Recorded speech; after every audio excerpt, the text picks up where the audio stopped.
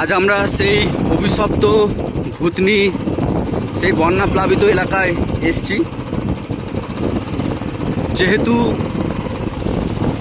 এই জায়গায় প্রচুর বন্যা হয়েছিল এবং পুরোটাই প্রায় ডুবেছিল, তো আমাদের প্রোগ্রাম যেহেতু আর কিছুদিন পরে রয়েছে, তো আমরা তাই একবার প্রস্তুতি নেওয়ার জন্য একবার আমরা ভিজিটে এসেছি। তো যাই হোক, কিছুটা আনন্দেরও খবর যে ভূতনিবাসীর এই সব জল অনেকটা প্রায় নেমে গেছে। প্রশাসনের তৎপরতায় ওনারা বাঁধটাকে কেটে দিয়ে জলটাকে বার করার ব্যবস্থা করেছে। তো আপনারা দেখতে পাচ্ছেন এই জায়গাটা পুরোটাই আর কি জল ছিল। এই রাস্তা ছিল না। এই রাস্তাতে মানুষ নৌকা নিয়ে পারাপার করেছে। যতদূর দেখতে পাবেন এখনও সেই বন্যার ছাপ আপনারা দেখতে পাবেন। এই যে দেখেন, এই ধানের শীষ না ভুট্টার শীষ রয়েছে, এই যে দেখেন ওর উপরের দিকে অংশ দেখবেন সবুজ হয়ে আছে, তার নিচ থেকে দেখবেন শুকনো, অর্থাৎ ওই জায়গা অবধি জল ছিল, অর্থাৎ এক কোমর এই জায়গাটাতে জল ছিলই। গত দুদিন হয়েছে এখানকার জল কমেছে, যা আমরা স্থানীয় বাসিন্দাদের কাছ থেকে জানলাম। তো আমরা যদিও ভেবেছিলাম যে হয়তো জলটা আরও থাকবে, কিন্তু এটা একটা খুশিরই খবর যে জলটা তার আগে নেমে গেছে। তবে বন্যা পরবর্তী সিচুয়েশনটাও কিন্তু খুব একটা ভালো নয়। একটা এরিয়ায় যখন বন্যা সরে যায় বা বন্যা যখন কেটে যায়, তারপরেও সেখানকার জনজীবন স্বাভাবিক হতে কিছুটা সময় লাগে। অর্থাৎ এখানকার সেই নোংরা জল, ময়লা পচা জল, তাছাড়া পরিশুদ্ধ পানীয়র অভাব, একটা বাড়ি প্রায় মাসখানেক ধরে আপনার অর্ধেক ডুবে রয়েছিল।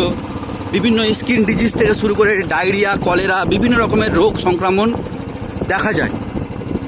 তো আমরা বঙ্গ সোসাইটি আমরা চেষ্টা করছি যে কিভাবে এনাদেরকে বেটার পরিষেবা দেওয়া যায়।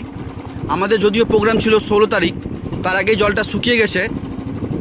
আবারও বলেছি, সেটা খুব আনন্দের খবর।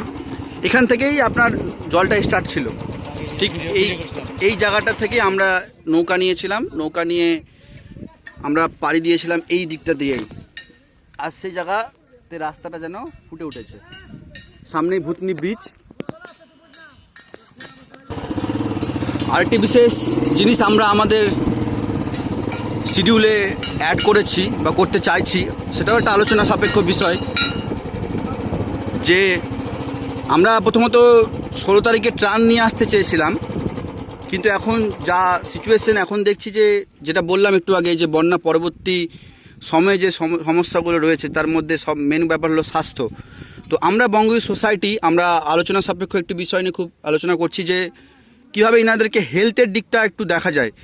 সেদিকটা যদি আমরা টার্গেট করতে পারি তো আমরা সেটা চেষ্টা করব। একটা মেডিকেল ক্যাম্প হোক, মেডিসিন দেওয়ার ব্যবস্থা করা হোক, ডক্টর এনে, সেটা আমরা চেষ্টা করব। তো যাই হোক, তো আমরা এই মুহূর্তে চলে যাব সেই বাঁধ যেখানে এখনও মানুষেরা, যাদের বাড়ি ডুবে গেছিল তারা ওইখানে এখনও রয়েছে। সে জায়গায় গিয়ে আমরা একটু ভেরিফাই করে নেব, কেন আমাদের ক্যাম্পটা কোথায় বসালে সুবিধা হবে সেটা আমাদের দেখার ব্যাপার। এখান থেকেই প্রায় নৌকা চলাচল করছিল এতদিন, এখানেই আমরা নৌকা ধরেছিলাম। এখান থেকে আমরা নৌকা ধরে গিয়েছিলাম, কিন্তু আজ রাস্তার জায়গায় ফিরে এসেছে। এগুলো সব জলের তলায় ছিল। আমরা এখন বাঁধের দিকে যাচ্ছি, সেখানে নাকি বন্যাত্ররা যাদের বাড়িঘর ডুবে গেছিল তারা ওইখানে আছে।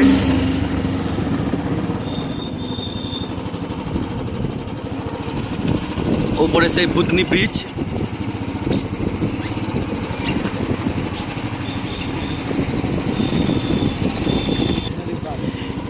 এই সেই বাঁধ, এদিকে ফুলহরা নদীর বাঁধ।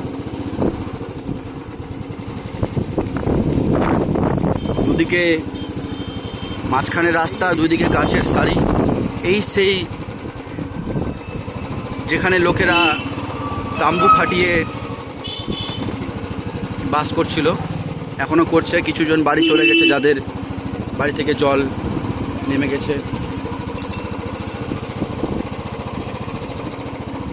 এসে আপনারা দেখতে পাচ্ছেন দুদিকে জল, গাছপালা, সবুজায়নে ভরা একটি জায়গা, প্রাকৃতিক সৌন্দর্যে ভরা ভূতনি, যা আজ থেকে সপ্তাহখানেক আগেও এক অভিশপ্ত ভূতনি হিসাবে ছিল।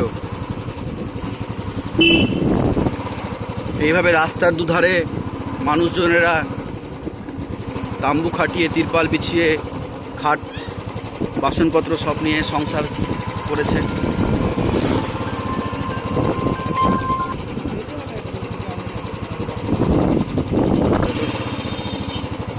এই যে আপনারা দেখতে পাচ্ছেন আরও ভালোভাবে, আমরা আরও ভেতরের দিকে চলে এলাম।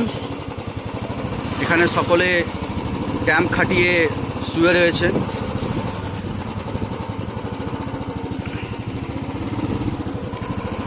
প্রত্যহ জীবনে সকলে নিজেদের ছন্দে আবার ফিরে আসার চেষ্টা করছে। এদের সকলেরই বাড়ি বন্যায় ডুবে গেছিল। তিনারা বাঁধের উপরে অস্থায়ীভাবে